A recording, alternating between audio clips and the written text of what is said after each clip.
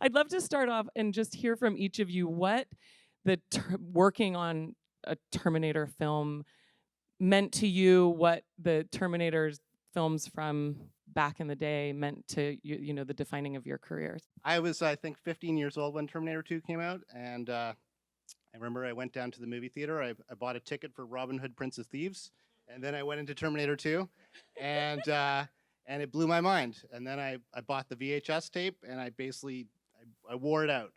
So yeah, Terminator 2, Aliens, both those movies, totally cast a big shadow into growing up and my obsession with movies, and so it was kind of an incredible trip to kind of work on something that was a direct tie-in to the kind of mythology of this movie that I kind of grew up on. And how about for you, Matt? So a little bit of nostalgia for me was Terminator 2 was the first rated R movie I ever saw. And in theaters, I was like 5 or 6 years old. My dad took me. Mom was out of town. Dad's a I maniac. don't know about those Mom was parenting out of choices. So when I first heard that, hey, you're going to be working on a Terminator movie, like if I could look back and tell my 5-year-old self that, I mean, it was pretty cool. So, and to work with Tim and Julian and everyone, it's definitely awesome to go and say that. So. In terms of Terminator, same thing. First R movie. I remember I was in Flint, Michigan, and my dad took me, and it blew my mind. And kind of the same story here with the rest of these guys. And if I could actually look into the future and realize that I was going to work on the sequel to that movie, it's pretty incredible. And so how did that weigh on you when you guys started in on this process of like what a undertaking I'm sure that you knew this was going to be?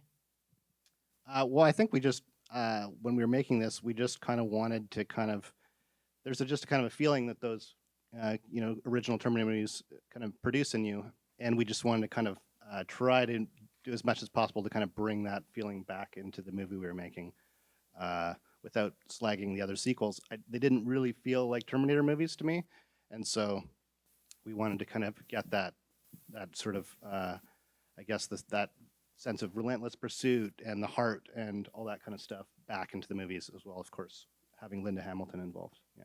So we'll get into a little bit more of the details, but this was a huge undertaking. I mean, not only the number of sheer VFX, which is very obvious, but we'll talk about that a little later, but also making a Terminator that has so many fans looking for something great. And what gave you the confidence to make a movie of this magnitude and use Premiere Pro? That's the question I have for you. I'll answer. I'll take the first part of that one. You can't go into this thinking you're going to do anything that matches Terminator 2 or the first Terminator, even though it's a sequel to it. You can't. First of all, I'm not Jim Cameron. I'm not as smart as Jim Cameron. I'm not as accomplished a filmmaker as Jim Cameron. But secondly, you can't go back in time and recover those feelings about the 90s and those big movies and those blockbusters with the same kind of nostalgia. So none of us went into it with the idea that we're going to make something better to Terminator 2. What we wanted to do was continue the story of Sarah Connor in a way that it hadn't been done before, mostly because Linda hadn't come back, and also because you didn't have Jim there sort of guiding the franchise and putting his stamp of approval on it. So we wanted to make something worthy, and that was really the goal. Secondly, we all want to have a good time at the movie theater, and I feel like we could deliver that. We did it on Deadpool. Everybody had a good time. And I felt like we could do that again, while, again, not meeting or matching, but at least coming close to, the feeling that you got from those first two movies. That was the goal. Should I handle the now Adobe now part you of go it? to the editing. Thank Definitely you, Julian. avoided Thank the you. whole Adobe question. I will say. Well, the reason I'll set you up. So when we were getting ready to do Deadpool, I'm friends with David Fincher, and Fincher had just gotten through the whole process. You guys know this story. He had just gotten through the whole process with Premiere, working with them to make it a better film editing tool. And he said, "Dude, you got to use Premiere, or else you're a little." Well, he used a different word that I'm not going to say. And so he shamed me into using Premiere. No, actually, I'd used Premiere when I was an editor. I had used Premiere, and so it wasn't a hard sell. So we all decided. We talked to Mike, and Mike said, "Yeah, we can do it," and we used it on Deadpool. And then in between Deadpool and now, it's gotten even better, and these guys will tell you about that. Yeah, so basically after we finished Deadpool, which is about maybe a third the size of this movie in terms of what we were undertaking, we gave Adobe a bunch of homework to work on. So there was some kind of specific challenges that were kind of, annoying but kind of manageable on Deadpool, but would maybe be kind of sort of show breaking on Terminator. And they kind of really went to work, and they kind of got the whole shared project thing really working really well. They got the project files opening way faster. And so just a lot of the things that were kind of like major irritants or kind of things that were inefficiencies in the process, they really worked on it. And it was actually, even though the movie was way bigger, it was actually a much smoother process than the Deadpool process. So that was a real testament to the work that Adobe put into the software. And can you tell us a little bit about what your post-production team looked like? Like how many? We had 4 assistant we editors saw the credits, but really it's like the pretty scope long, yeah. of your post team. What did that look like? Yeah, so me, 4 assistant editors, headed up by Matt, and then John, you can comment on your own team. I had 2 assistant VFX editors as well, so it was a pretty large scope. And then we had a post-viz team. So because it was such a large visual effects show, we had to bring in a bunch of artists that would do basically temp VFX. So when we did screenings, everyone could understand what was going on. And so at certain times, we probably had 20, 25 post-viz artists on staff throughout the process. So it was a pretty big post team. Yeah, I've never had anything like it before. And how did you guys go about collaborating? Can you tell us a little bit about that process? Me and John, or who? Or Across the editorial team. I mean, you mentioned shared projects. For those in the room, the build of Premiere Pro that these guys were using was a build that we were working on continually through the process of the film being made. The great thing about our rapid release cycle is that this is a version that will be in the hands of users in a very short amount of time from now. But the features that we are working on with them it's not some white glove build that nobody will ever see. It's real. But so you guys are literally working on the same project across multiple people. This is actually one of the reasons why I was so excited to use Premiere on this, was being able to use the project sharing and collaborative workflow. We had eight people on the same system essentially going ahead and working. We had projects for every reel, scene bins for every reel. When you've got a lot of assets, you've got to have organization and media management. You got to have organization and media management, otherwise everything falls apart. So, scene bins, everyone knew where everything was. The VFX team could go ahead and find all the VFX plates that they needed to go ahead and work with. And you can always tell when someone's in a project by the new functionality of the project locking bin. So it really was smooth and efficient of how we structured everything. Every reel had its own project. Scene bin had its own project, sound effects, music, everything was neatly organized. We tried keeping the scene bins or project bins as small as possible to go ahead and keep the stability and functionality available. The perpetual director at the end. I just want all these people to hear. I want them to hear. So it worked really well, and I think the whole process was pretty efficient. And then, John, we've been referencing all these VFX. I don't know if you guys know, but there was some VFX in this movie. I hope I'm quoting this correctly, but I think like 2,600. Maybe that's a little high, but it's. I think at the end of the day we ended up with 2,300, and so there was 1,900 in this film that was just shown, and there's some slight deviations with China as well. So. So massive show. I think total probably there was 2,600 shots total. So the vast majority of the shots were visual effect shots. Do you count the ones that were done and like tossed or cut or? No, not at all. That's just stuff that's in the final actual film. So yeah, just thousands and thousands of visual effect shots. And so with that scope of VFX, how integral was the integration between Premiere Pro and After Effects and the way that you guys worked together? I can take that. So as a VFX editor, one of the first things that I do when I come on a show is the editor will start to assemble the film, and then For instance, you know, with this, there was the big highway chase, and you've got the Terminator that's out chasing them around on the freeway. There's no Terminator there because it's all a visual effect. So Julian would come to me, and I would do some sort of mock-up to basically kind of tell the story. And so it's really important to me to have that integration with After Effects and Premiere, so I can just dynamically link into After Effects from Premiere and then just start working immediately. So Before we had 40 post-viz people working. correct, yeah, I was crazy enough to think I can do this, I can handle this by myself, and then Your Terminator was pretty good though. yeah, well, I we gotta can say talk that about like we're still shooting, and I'm starting to get the first cuts with post viz in it, and it's just like this is like the fucking amazing post viz, and I mean it's all rendered, and it's got a rendered Terminator in it, and I'm like, this is gonna be great. And then John got too busy to do more, and it dramatically lowered in quality. That was all done with various Adobe products too, which I'm sure we'll talk about. Actually, yeah. I mean, it's been brought up, so let's talk about it. Mixamo is a new member of the Adobe family. Can you tell us a little bit about how Maximo came into play?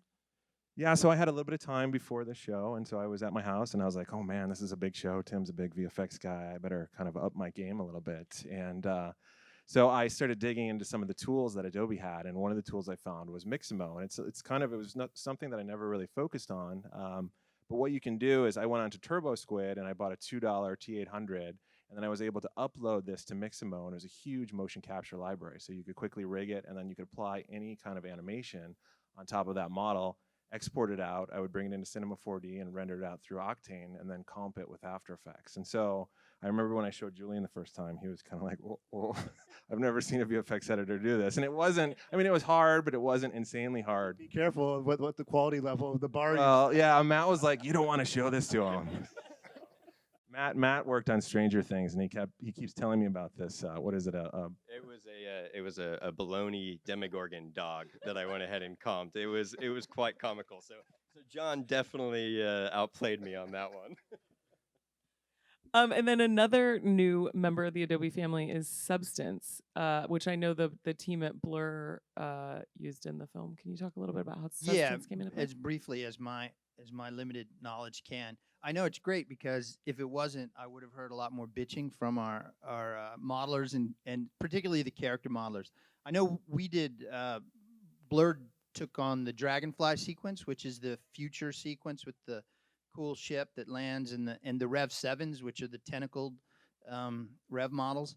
And so they used Substance on both the Dragonfly model, which is pretty heavily textured because it needs this beaten, worn camo texture, as well as the Rev 7s, as well as I believe there's a lot of all CG shots in that sequence with CG soldiers and things like that. I can say that our character modeling department used to be one of the most problematic departments in the company, just because the demands of being more and more photoreal keep increasing, but now it's one of the smoothest, and I got to say it's because of the evolving tools that we get. I mean, no discredit to the artists; they have to be awesome, but the tools make it possible to get through this stuff. And it is a nice thing too about being. We did post at Blur, in case that wasn't said up front, which is really nice because the editorial team, even though we were in a separate building this time, we were overflowed into Blur proper. So we had a big compositing team as well, situated partly in our editorial space, but also partly at Blur. And then we overflowed and used a lot of Blur folks for post-viz and pre-viz and everything else. So it was a nice little blending of what I did before and what I do now. The Dragonfly sequence. Yeah, and the whole Dragonfly sequence from scratch, which I think is particularly beautiful. And I think we actually have some Substance team members here in the audience, so good work. Well guys. done.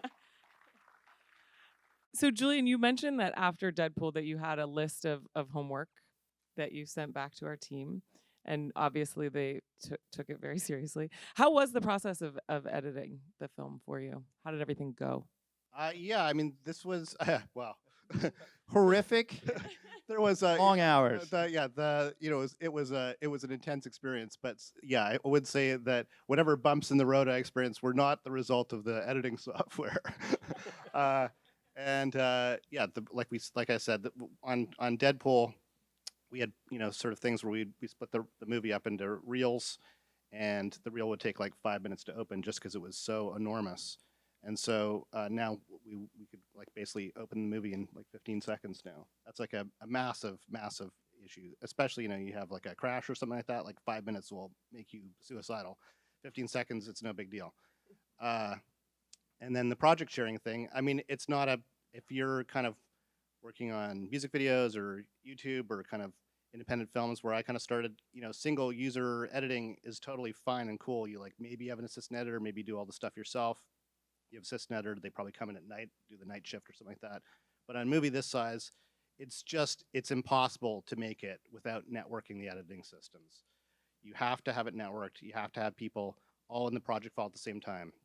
If you're going to have 2,000 VFX shots and have versions coming in all the time, you need to have people jumping in the reels, updating stuff. You have people sending stuff to sound, pulling lists. All this stuff has to happen simultaneously. You can't just have a graveyard shift and a day shift, and there's just too much work happening. So Adobe, I think, has gotten us like 90% of the way there on having that work happen smoothly so that you can do a movie of this size and have it totally work. Yeah, I mean, for what we were throwing at the system, I mean, we had video tracks that were 10 to 15 tracks deep, with multiple VFX versions. So when John and Tim and everyone would be in VFX reviews, they could look at old iterations. We were doing Lumetri effects throughout, which is basically color corrections throughout the entire timeline, using Red Giant camera shakes because Tim and Julian loved their camera shakes throughout everything. So we were really pushing the systems to the max. And on Deadpool, if we had done that, it would have been a little bit more sluggish and whatnot. And now, I mean, it was streamlined. We never really had any issues. Playback was really efficient, and we really never had that many crashes. So it was a huge success. Awesome. And then, John, how did you handle turnovers, VFX turnovers? Yeah, so probably some of you have been to various Adobe events and has seen the Dispatch demos that they've done. And so we use Dispatch on this show.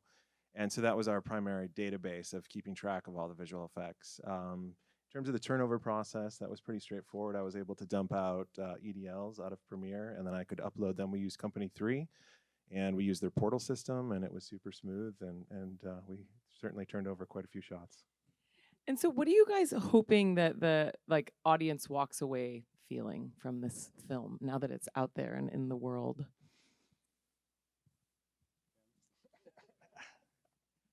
I hope they feel like it was a worthy continuation of Sarah's story, because Terminator 2 was never about John. For me, it was always about Sarah. It was always about a mother's love for her son, and really just to have a good time. I mean, I wanted to make a big blockbuster movie with a shit ton of action, and I think we delivered on that score. And I really just want everybody to have a good time at the movies and be moved. I thought the cast did a brilliant job and gave great performances across the board. And we just wanted to add a little to the mythos of Terminator. Whether they make any more or not, I'm proud of this movie. And I felt like giving Linda one more shot at finishing her story was worth all the pain.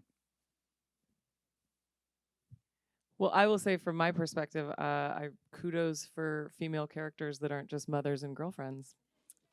Yeah. Okay, so I'd love to open this up to questions from you guys. We have some people walking around with microphones, so why don't, it looks like there's one right here in the front. Oh, you're walking away from, okay. Yeah, sure. Let me ask a question to director Tim Miller. What's your most favorite visual effects scene, and why? It was really funny, and Julie and I would talk about it. My favorite visual effects scene would be whatever scene we were working on at the moment and beginning to get visual effects shots in, because I hated all of them as we were putting them together. And then as the VFX start come in, I go, fuck, this actually works. It's amazing. But I think my single favorite was the turbine fight at the end. It was kind of the last one to come together. And it has multi-parts, but if you were to put it down to the actual shot, it's the shot of Arnold crawling forward, dragging the the Rev 9 as he spasms with the spike in his eye after Danny stabs him. I love that moment where she screams, stabs him in the eye, and then he drags him forward because he's all burned and meaty, and it's just nasty, and it's just powerful. I love her moment, and I love his moment after it. So it's that one. Barring that, probably him reforming after the car accident. I love that shot. And Jon, what was the most challenging? What'd you guys think of the de-aging in the beginning of the movie? Yeah, that was super hard. I was literally sitting in my seat going like, what? Wait, what? What's happening? You can't call it de-aging, Jon. No, it's CG, not de-aging. Sorry, that's what all the press is. Yes. Oh, yeah, it's just referring this to. plugin Yeah, that you. it's actually this new Adobe tool. It's coming in Creative Suite 2020. It's amazing. The Irishman's confused everyone. Yeah. Yeah, the Irishman is de-aging. This was 3 body doubles with special little head rigs, just a cap, so we could track their heads, and then it's a complete head replacement with high-res CG models. And then we also had the real actors come in, including Eddie Furlong, and did facial mocap to get the expressions. Yeah, go ahead. Hi. Oh, stand up. Yeah, I was just wondering. You guys mentioned some VFX had to be different for China, for the Chinese version, and I was wondering which ones and why. Matt? I got to deal with the China edit. Essentially, anywhere where you saw blood splatter, we would have to remove blood splatter, degoring. Anywhere you saw blood Anywhere splatter. Blood splatter. You can't have blood splatter. When Gabe stabs Mackenzie and you see it come out of her back, basically cutting around that so we don't see the blade actually come through.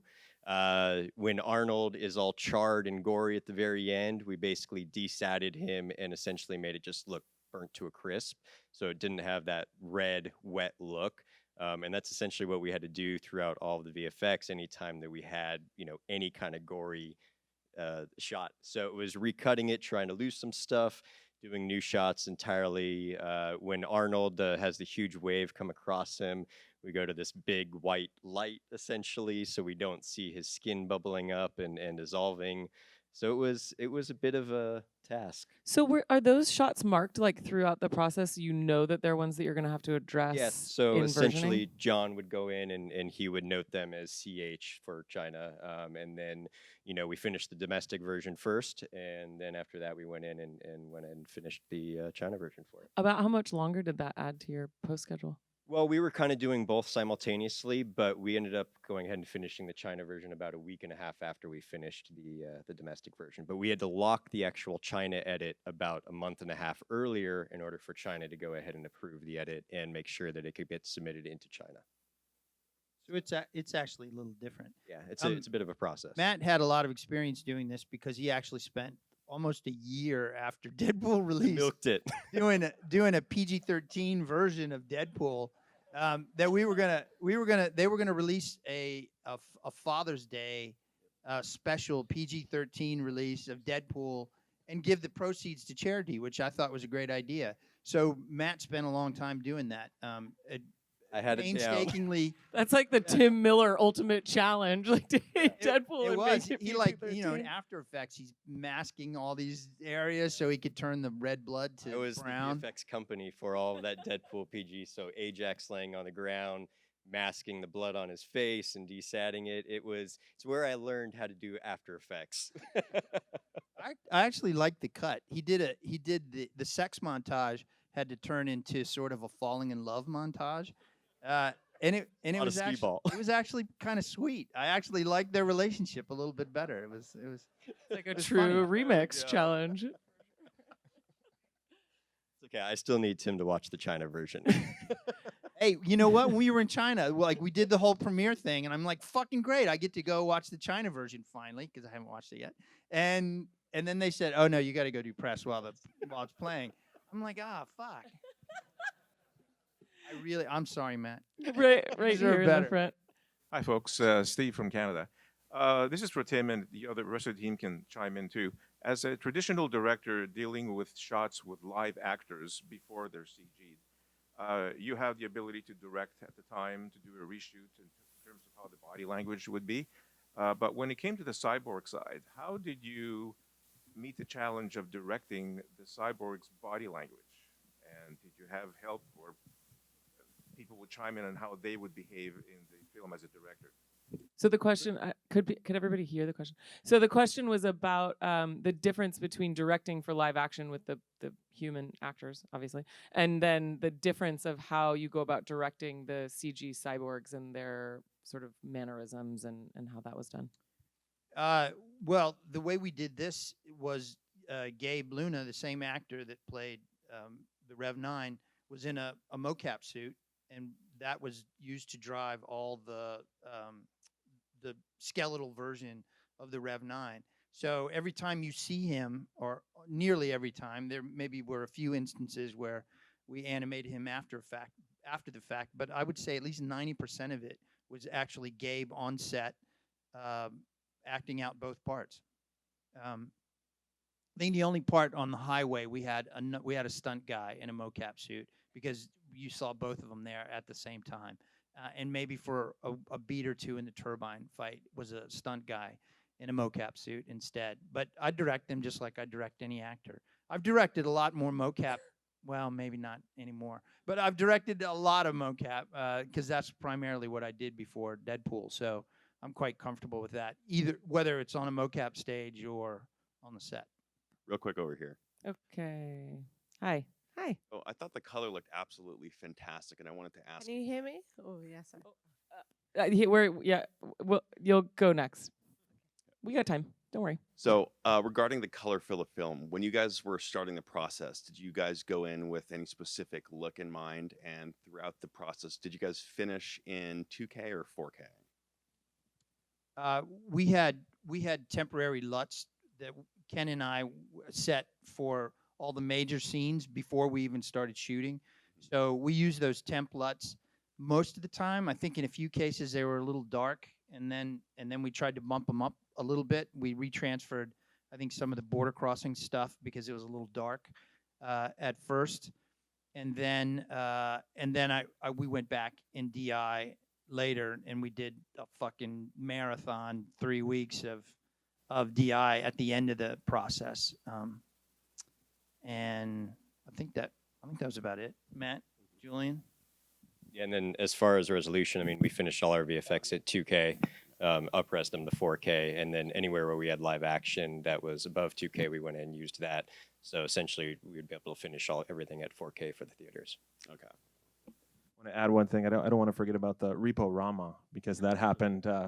Tim and Julian are big on repositioning and adding camera shake, so we labeled it the Repo-Rama. That happened at the color grade as well.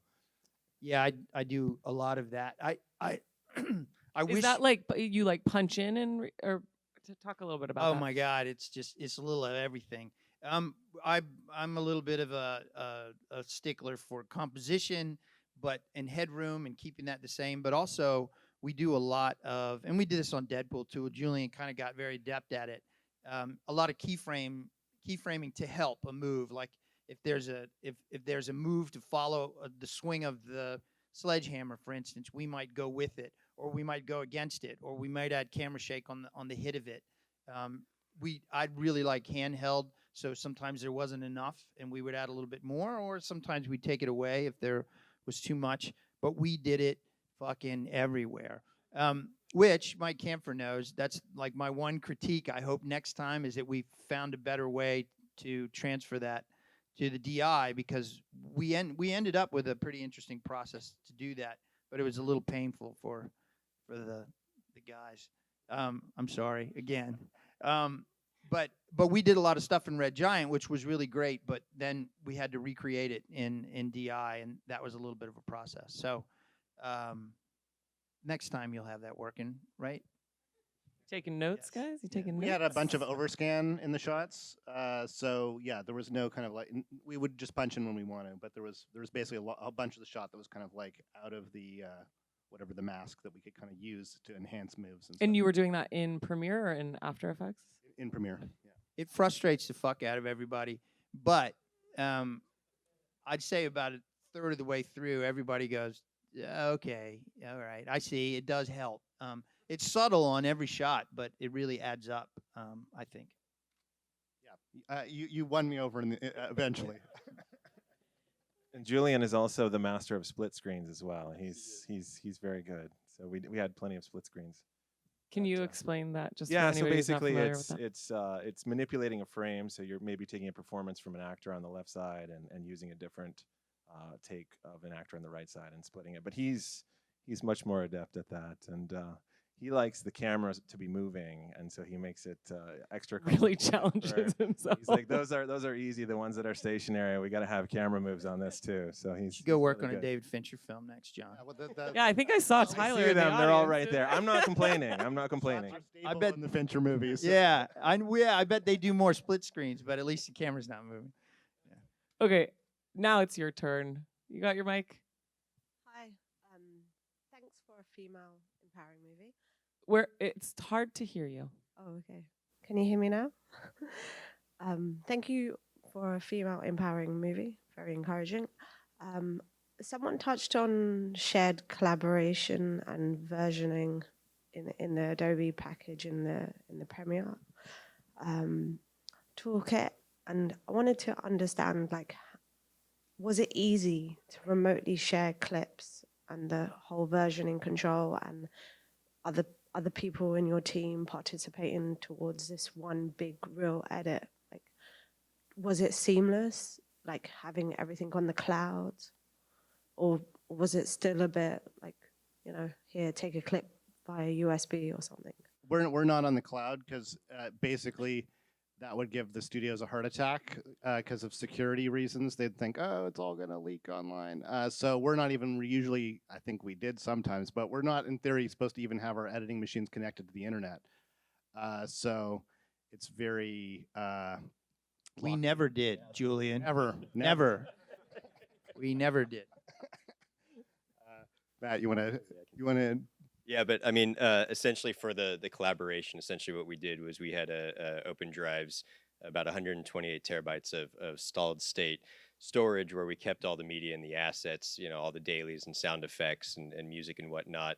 And then we had a master project that everyone had access to, and in that master project, each reel essentially had a project. As I was saying, each scene bin had a project.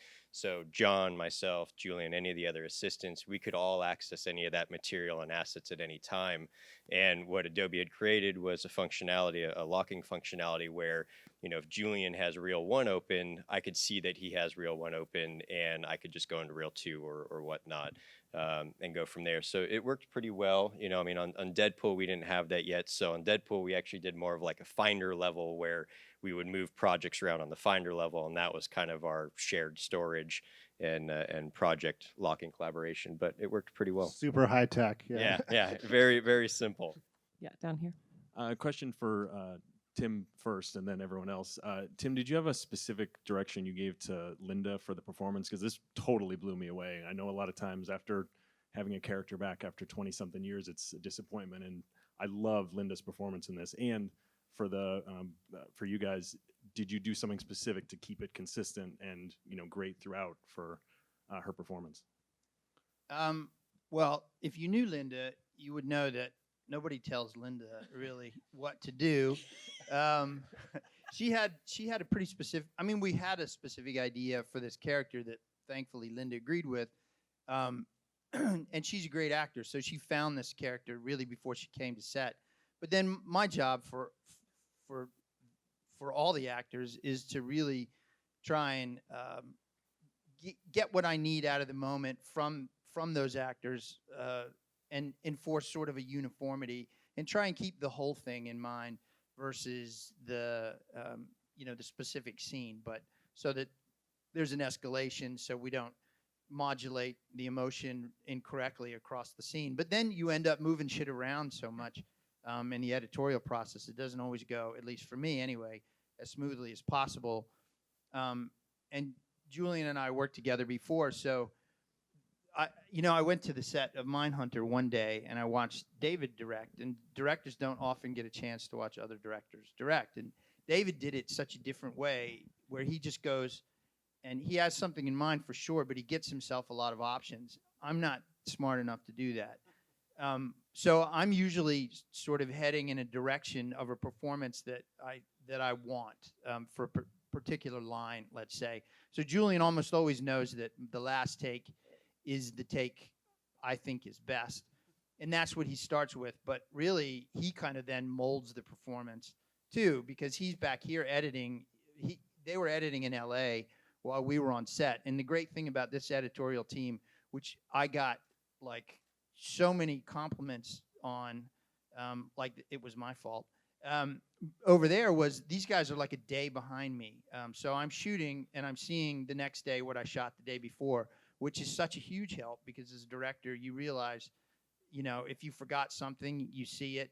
Julian would write me these notes about scenes at night if I missed something or if something wasn't quite good enough, I had at least a chance to go back and get it.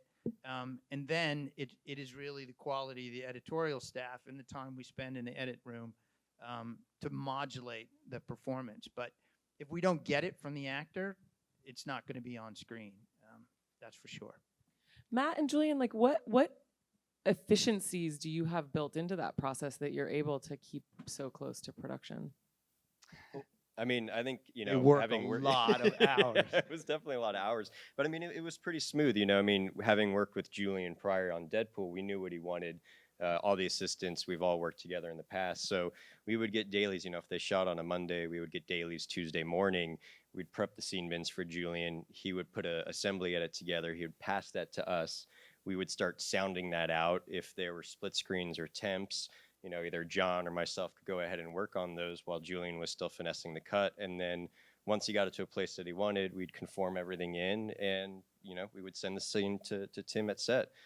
So it kind of was always, we were never in this down state. We were always constantly working and moving towards the end of the goal. It's kind of like you know, when you're cooking and you have a lot of pots on the stove and you're sort of like, you want to get everything cooking at the same time. So you kind of like, well, I got to get this in there, got to get that in there. And so I think sometimes if you don't think about the process in those terms, then you can just kind of work on one thing and work on the other thing. And then you kind of find like, oh, I'm not feeding the other people who I'm kind of working with kind of enough stuff to kind of have them be, you know, contributing to getting through the kind of dailies or whatever. So it's partly being kind of strategic about how you kind of go through it so that I can go, okay, I've gotten through this scene, I'm passing the scene, now they can work on sound of that, I'll go to this one. And it's also like, I find when cutting dailies, sometimes you'll kind of hit a brick wall where there's a sort of a thing that you're having trouble figuring out. And then I'll kind of give myself a certain amount of time to kind of work on it. And then if I get stuck, I'll just move on because there's hours of stuff to get through. And then I'll circle back to the problem because the last thing you want to do when you're trying to keep up is spend like 5 hours kind of trying to solve something and then find, you know, your solution is still kind of inadequate and you've kind of blown the day and kind of gotten way behind. So I try to keep the train rolling forward. But I can honestly say, as if anybody is looking to direct out there, I hear it's not often the case, which surprises me. But I show everybody shit all the time. I have these cuts come in on pics from editorial of what we shot before. I'm so excited about it. I'm like a little kid. Look at this thing we shot yesterday. It's awesome. And I'm showing it to the actors, except for Linda, who didn't want to see anything. She doesn't like to see herself. But all the other actors, I'm showing them what we shot the day before. I'm showing the other crew. And aside from the fact that it just gets people generally excited about it and they feel like they're part of the process and they can comment on it or just feel a sense of accomplishment, I think it really helps guide everybody and makes them feel like they're just working on the same team. So much so that Mackenzie, when we got to the nude scene, the cop fight earlier in the process, she's like, Tim, you show everything to everybody, and I think that's great. I know you showed the janitor if he came on set, but please don't show the naked stuff to them. Just everybody. Just show me first. Yeah. And then Julian and Tim, how do you two collaborate creatively once you wrap production and you're digging into the well, Tim likes to sit in, though he didn't get to sit in this one as much as maybe he wanted to because of the sheer quantity of VFX reviews. Yeah, I'm in the edit bay every day. What did John called me a grinder? Is that what you call me, John? I'm a grinder. I don't show up late and go home early. I'm there every day, all day. And we did have a lot of VFX reviews, which was annoying to both Julian and I, that I'd be in 5 or 6 hours of VFX reviews sometimes during the day. But, that's kind of what has to be done. But I still spent, the first 10-week, or it turned out to be like 11-week period where the director's cut, that was really intense. The director's cut was a little longer than this movie, but it was essentially this movie, then just tightened it down. Julian and I just sit there. I sit on the couch and watch him work. And I like to look at all the cuts. Even if we've decided this is the cut that goes in here, I still like to go through. The problem with this movie was we shot so much stuff. I still don't feel like I looked at everything we shot, which sometimes we were shooting 4 or 5 cameras, and then we had 42 days of second unit. I just couldn't keep up and look at all the stuff. There's just so much shit that I felt really guilty that I just felt like I was leaving money on the table, but there's only so much time in the day. Wasn't for lack of trying. Hello, I'm Tyson. First question for Julian. Were there, with previs to post, were there any major structural changes to like the cuts that? Like how closely would we stick to the previs? Right. It kind of probably depended on the sequence. Like I think, for instance, like the freeway chase, just through the function of when you shoot actual real cars doing things, it's kind of like it's just different, right? It's just little pieces where the car looks like it's going fast enough, and little pieces where the stunt work looks good, and it just ends up being very different from the previs. And then I think maybe it was a little bit, our previs maybe was a bit longer. We wanted to kind of compress it down a little bit.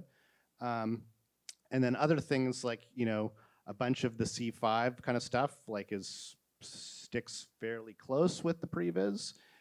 There would be kind of some stuff where you kind of go, oh well, this shot in the previs, like it looked really great, but when we start doing it photoreal, maybe it looks a little bit too ungrounded or whatever, like not realistic enough. So there's some stuff that just in the kind of in the world of previs kind of worked, and then you kind of go, oh, I think we need to kind of maybe change this up a little bit. But a lot of the C5 stuff did kind of translate through. This is probably something that Tim can comment on as well. I think across all the scenes, that the moments, the big moments that you see, those are almost all previs. You don't get those kind of big moments where it involves CG characters or digi-doubles or lots of visual effects without planning them. So anything that's a big moment was probably previs. And then a lot of stuff that you get that's just bonus material. Like Julian was saying on the highway, you get cars out there crashing together, you're going to get a lot of stuff that you didn't plan, but is useful to use. But moments like, Grace slowing down time and lining up the shots, those moments are the ones that are always there. I'd say that the hanging Humvee sequence, the underwater sequence, and the turbine fight, we didn't actually have time to do traditional previs. We did stunt viz for. And that was the same with the Grace arrival fight as well, which means we actually shot stunt people doing it. And then we handed those things just like dailies, but we either shot it with iPhones or I don't know what are the 5D? Like a DSLR. Yeah, the DSLR. Yeah, 5Ds. And then we would hand that footage over just like a regular turnover. And sometimes the stunt guys would cut it. Sometimes Julian would cut it, depending.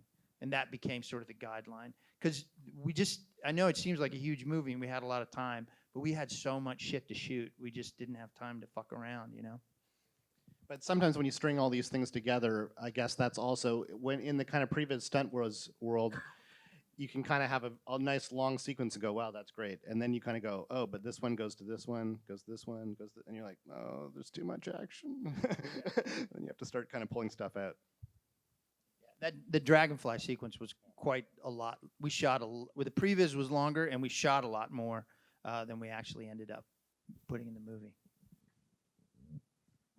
That's when you get really creative editing. Yes, right here. Hey, Hi, guys. Hi. Oh, that's loud. I'm Caitlin, and I just want to say Hi, thank you. Caitlin. Hi. I just want to say thank you for making such a really great movie. I was excited the entire time. And also, I just wanted to say that I know you guys like slave away during post-production, and it's kind of a fun question. I just want to see maybe like what was your guys' like favorite like late night, whether it's memorable or if it was like, oh my God, shoot me. guys. Well, you want to tell about the what you guys did to Brian? Yeah, we've got a pretty good one. So we worked an insane amount of hours. It was a lot, and being in post production, you just eat all the time, so you get really fat. And so what we decided to do was kind of counter this with having a weight loss challenge. And so we did a weight loss challenge over 3 months. And Julian he's got super metabolism. I did not participate. He just got really annoyed because that's all we would talk about is this weight loss challenge. And there was one particular individual who was really into it right from the get-go. He was on keto and he was doing all this crazy stuff and he had balance boards. And so he was destroying all of us throughout the entire process. But his one fatal flaw was Skittles. And so one late night, Matt found Skittles scent online. And he got little infusion sticks. The stuff came, it smelled like Skittles. We put the infusion sticks up in his vent, up in his bay. And so we let it go for a few days. And we're just like, okay, we'll play it down like nothing's going on. And he would come out, you guys smell this? You guys? And he was literally Googling like what happens when you have a seizure or a stroke, because he thought he was losing his mind. So it was... Because he'd say, "Do you guys smell this?" And we'd all go, "What are you talking about? We don't smell anything." No. Yeah, it was pretty amazing. So that was Matt kind of wasting a lot of money, but so that was a really fun time. Great question. Okay, I think we have time for one more. Can you hear me? Okay, I've always liked Blur cinematics, and I was wondering. Right now, is there a main modeling package you use and a main renderer and possibly the lighting technique that Blur likes to use? What was the last question? Did you say lighting? Yeah, lighting technique along with the renderer. I'd say, well, modeling is probably ZBrush for the character modelers and probably Max for everything else. I might be behind the times, but I'm pretty sure of that. Then we still render in V-Ray.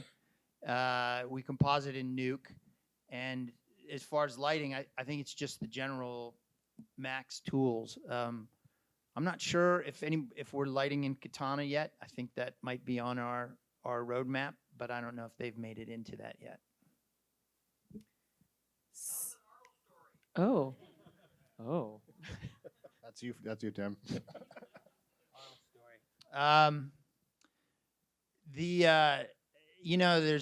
There's a little bit of dick swinging when you get on set with these big actors. So the first few days of shooting with Arnold, he's testing me, right? He's the nicest guy. He's funny. He brings these guys to set with him. They're always playing chess and smoking cigars. They're super nice.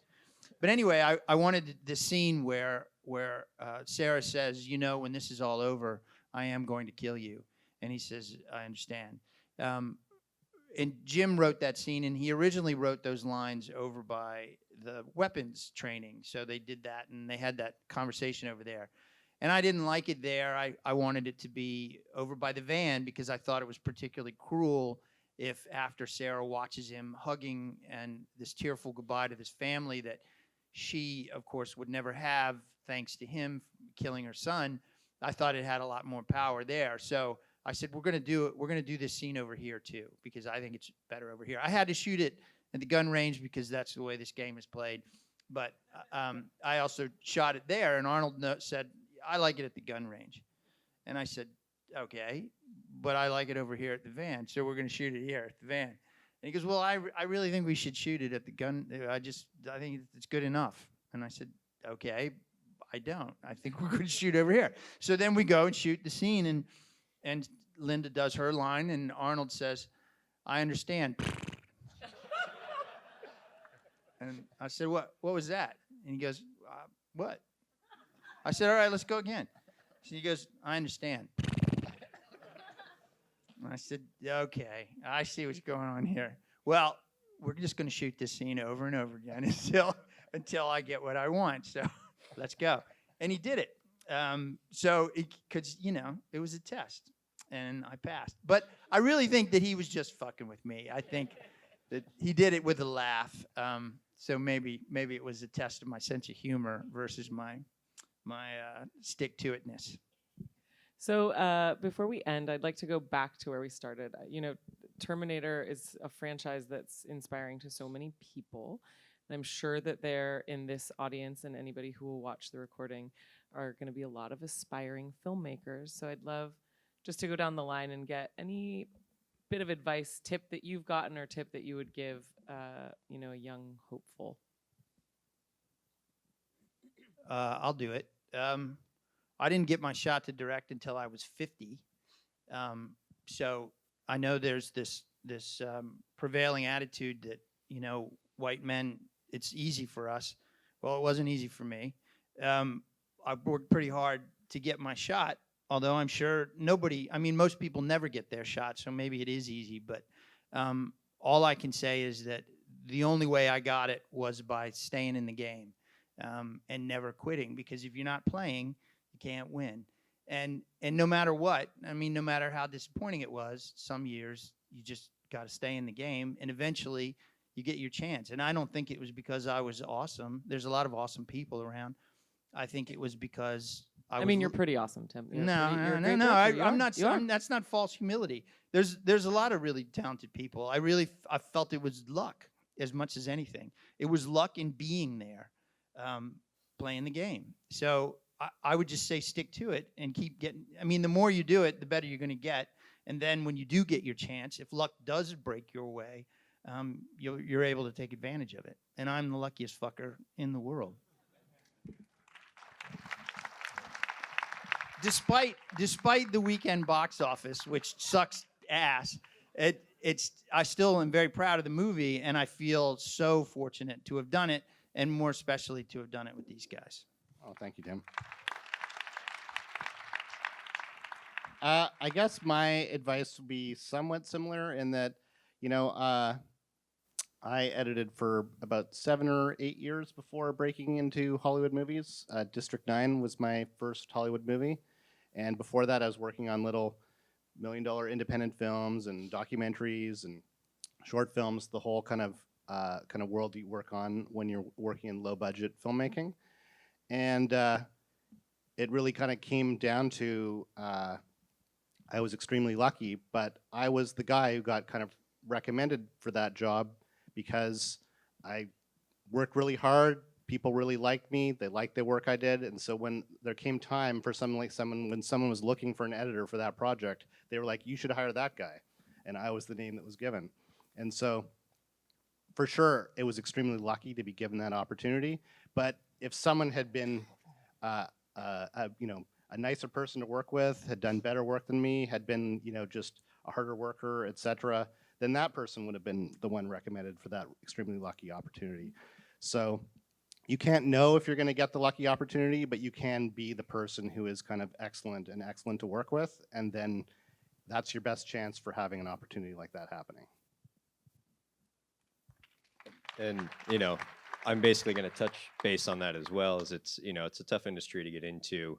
And, you know, you're doing a lot of hours, it's a lot of hard work, but it's worth it in the end. So, you know, just stay with the grind, you know, stay in contact with anyone essentially that you meet, because even though it is a big industry, it's small and you don't know when your next break's going to be. So just stick with it and grind it out.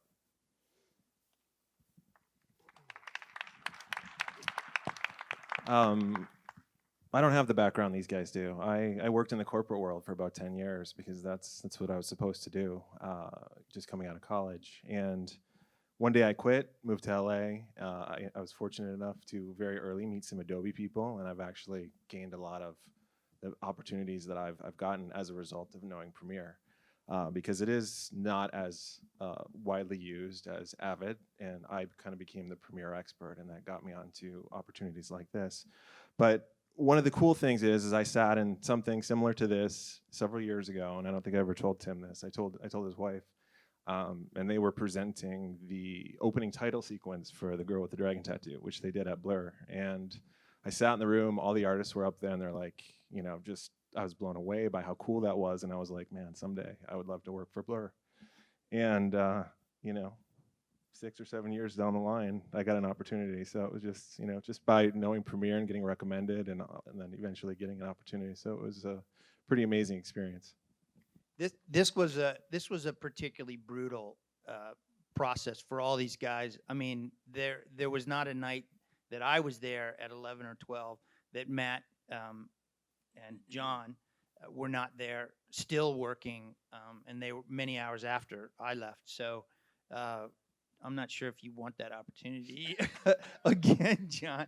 But it was brutal, and you know, in an industry, in the VFX industry, I've seen a lot of people working long hours, but I've never seen anybody work harder than our editorial staff, and that's both commendable and sad that it has to be that way. I wished it could have been different, because I hate to be, as you know, the leader. I'm supposed to fix that shit, but I couldn't fix it for any of us on this show, because we just didn't have enough time.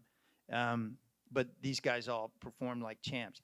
The one thing I would add to that other thing too is that if you're an editor, or really anybody, the one thing that is most important in this business, I think, is have a fucking opinion. People that just say yes, or they go along with the flow, they don't say anything. You don't have to be an asshole about it, but speak your mind.